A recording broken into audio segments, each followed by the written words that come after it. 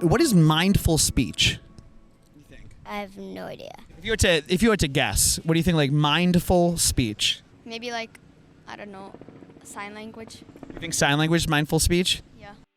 The primary educational topic of this 30-day endeavor is to define what Lashon Hara, negative speech, is and what kinds of things one should not say. Sometimes, however, the right thing to do is to speak up and say something that otherwise might be considered Lashon Hara.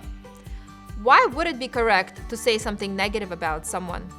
It may be permissible or even obligatory to say something negative about someone when we're doing so to fulfill another mitzvah. In this case, it's not destructive bad-mouthing, which causes hatred and acrimony. It's purposeful communication to accomplish a positive, constructive goal.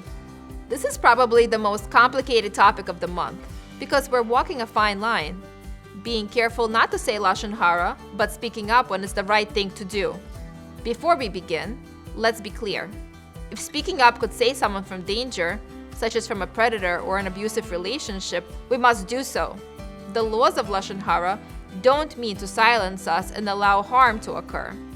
When life and limb are at risk, we have to take action by speaking up and sharing information to protect people.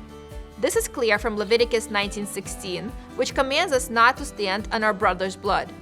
This means that we can't stand idly by while someone is in danger. We're required to help. In fact, this phrase is the second half of the very same verse that forbids speaking Lashon Hara. It's as if to say, don't speak Lashon Hara, but if there is a need to act to save someone from harm, you should. Generally speaking, however, the question of what to say is not literally a life or death issue.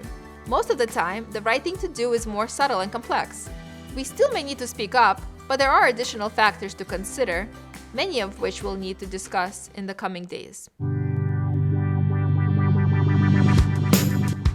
For today's daily to-do, think about the why when you speak, and be careful to have a constructive purpose behind what you're saying.